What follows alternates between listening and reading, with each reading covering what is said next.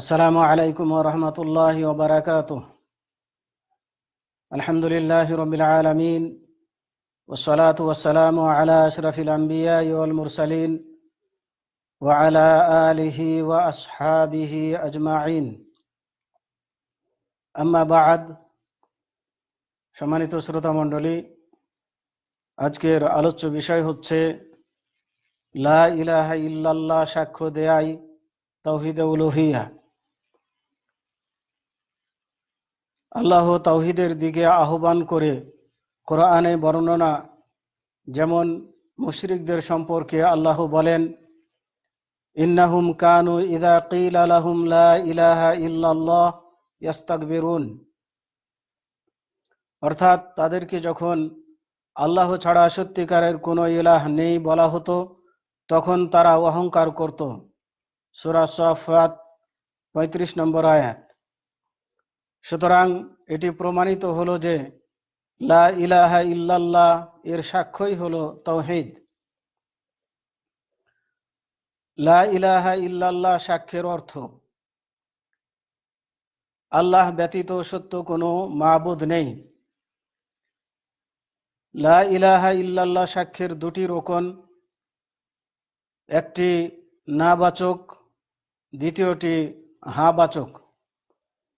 না বাচক লা ইলাহা, লা ইলাহা বলতে আল্লাহ ব্যতীত যত কিছুর ইবাদত করা হয় সব নাকচ ও অস্বীকার করা বোঝায়, কেননা তিনি ব্যতীত আর কেউ ইবাদতের উপযুক্ত নেই।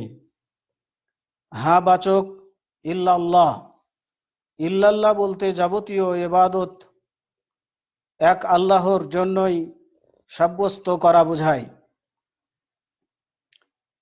কালেমা লা ইলাহা ইল্লাল্লাহ এর বিশ্লেষণ।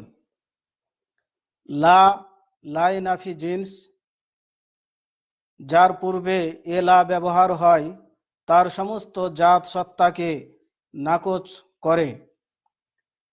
ইলাহা লাই নাফি জিন্সের ইসিম, নসবের হালাতে ফাতা হিসেবে মবনি অবস্থায় রয়েছে।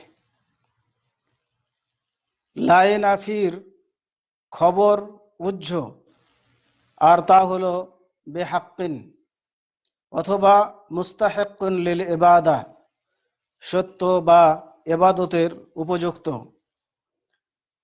এখানে লাই নাফির খবর যা উজ্জ রয়েছে অর্থাৎ বেহাক্কিন, তার দলিল হলো আল্লাহ তাআলার বাণী, যালিকা বিআন্নাল্লাহা হুয়াল হক ওয়া আন্না মা ইয়াদউনা মিন দুনিহিল বাতিল। অর্থাৎ এজন্য যে আল্লাহ তিনি সত্য, আর তাকে বাদ দিয়ে তারা অন্য যাকে ডাকে তা অলিক অসত্য। সূরা হজ ৬২ নম্বর আয়াত।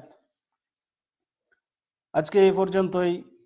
ওয়াসাল্লাল্লাহু আলা নবিয়িনা মুহাম্মদ ওয়া আলা আলিহি ওয়া আসহাবিহি ওয়া বারিক ওয়া সাল্লাম।